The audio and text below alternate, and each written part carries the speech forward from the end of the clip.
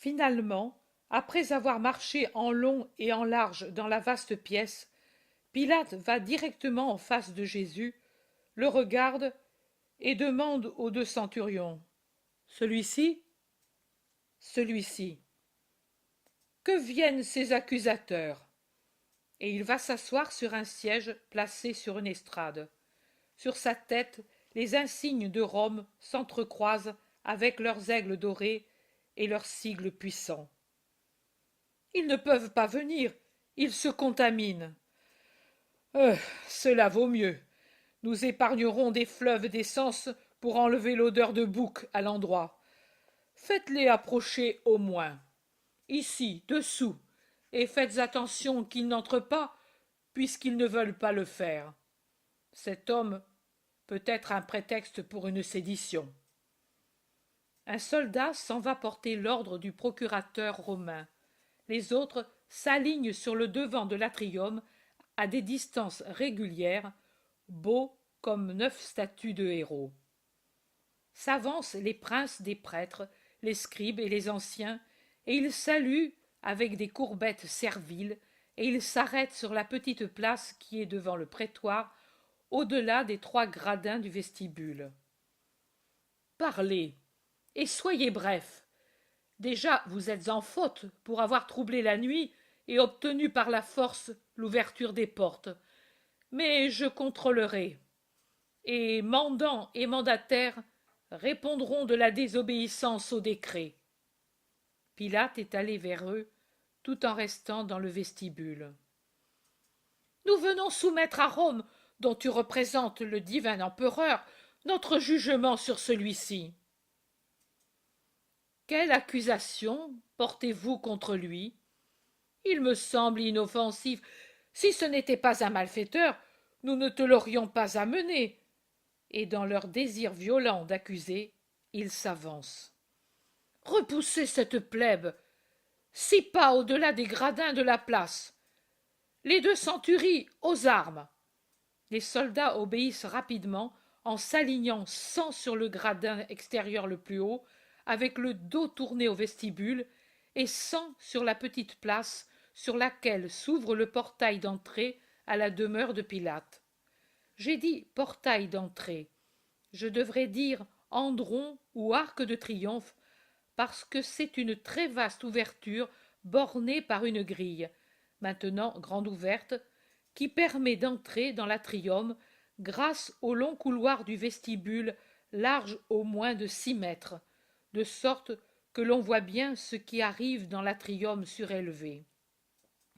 Au-delà du vaste vestibule, on voit les figures bestiales des Juifs qui regardent menaçantes et sataniques vers l'intérieur, qui regardent au-delà de la barrière armée, qui, coude à coude, comme pour une parade, présentent 200 pointes de lance aux lâches assassins.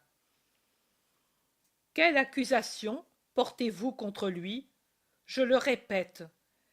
Il a commis un crime contre la loi des pères. Et vous venez me déranger pour cela? Prenez-le, vous, et jugez-le selon vos lois.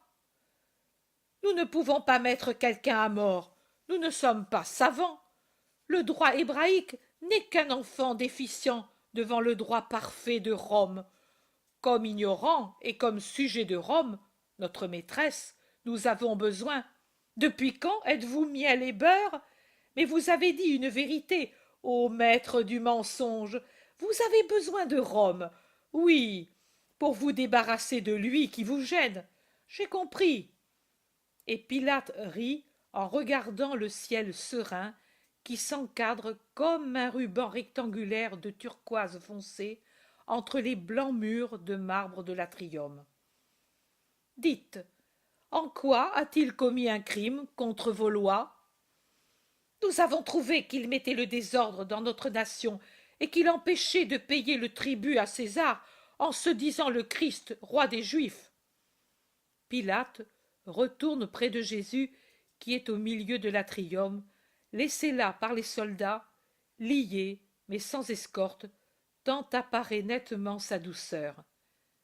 Et il lui demande: Es-tu le roi des Juifs? Le demandes-tu de toi-même ou parce que d'autres l'insinuent?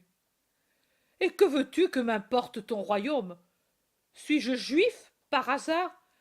Ta nation et ses chefs t'ont livré pour que je juge. Qu'as-tu fait? Je sais que tu es loyal. Parle. Est-ce vrai que tu aspires à régner? Mon royaume n'est pas de ce monde. Si c'était un royaume du monde, mes ministres et mes soldats auraient combattu pour que les Juifs ne s'emparent pas de moi. Mais mon royaume n'est pas de la terre, et tu sais que je n'aspire pas au pouvoir. C'est vrai, je le sais, on me l'a dit, mais tu ne nies pas que tu es roi. Tu le dis, je suis roi. C'est pour cela que je suis venu au monde, pour rendre témoignage à la vérité. Qui est ami de la vérité, écoute ma voix. Et qu'est-ce que la vérité? Tu es philosophe?